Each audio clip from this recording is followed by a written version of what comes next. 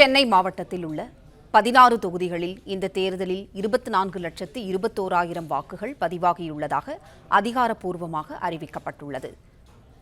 இதுகுறித்து கூடுதல் தகவல்களை தருகிறார் செய்தியாளர் ராஜகுமரன்.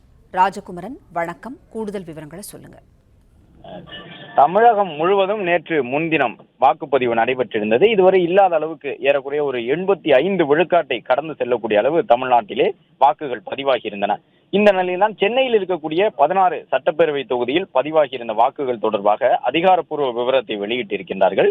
ஒட்டுமொத்தமாக சென்னையிலே கிட்டத்தட்ட ஒரு 29 லட்சம் வாக்குகள் இருக்கின்றன. அதன்படி 28,93,000 வாக்குகளிலே மொத்தமாக 24,21,000 வாக்குகள் பதிவாகி இருக்கின்றன.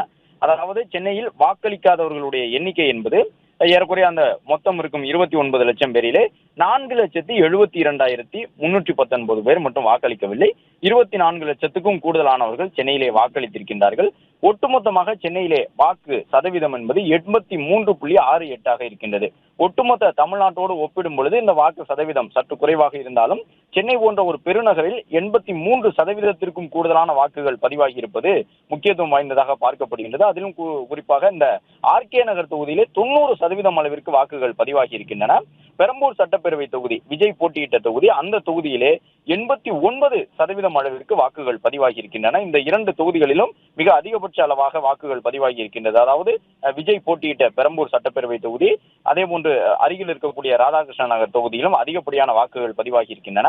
முதலமைச்சர் போட்டியிட்ட கொளத்தூர் சட்டப்பேரவை தொகுதியிலே 86% அளவிற்கு வாக்குகள் பதிவாகி இருக்கின்றது என்பதையும் இந்த தரவுகளில் பார்த்தறிய முடிகின்றது. அதே போன்று அண்ணா நகர் தொகுதியை எடுத்துக்கொண்டால் அங்கும் வாக்குப்பதிவு கணிசமாக இருந்திருக்கின்றது. அண்ணா நகர் தொகுதியிலே 85% அளவிற்கு வாக்குகள் பதிவாகி இருக்கின்றன.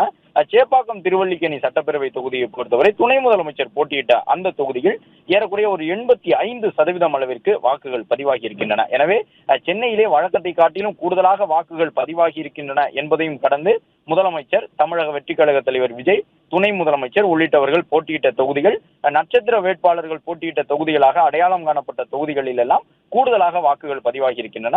ஒட்டுமொத்த சென்னை மாவட்டத்தினுடைய 16 சட்டப்பேரவை தொகுதிகளின் வாக்குப்பதிவு நிலவரம் என்பது 83.6% இருக்கின்றது. பிளே ஸ்டோர் மற்றும் ஆப் ஸ்டோரில் இருந்து பாலிமர் செயலியை QR கோடு மூலம் பதிவிறக்கம் செய்யுங்கள். செய்திகளை உடனுக்குடன் பெறுங்கள்.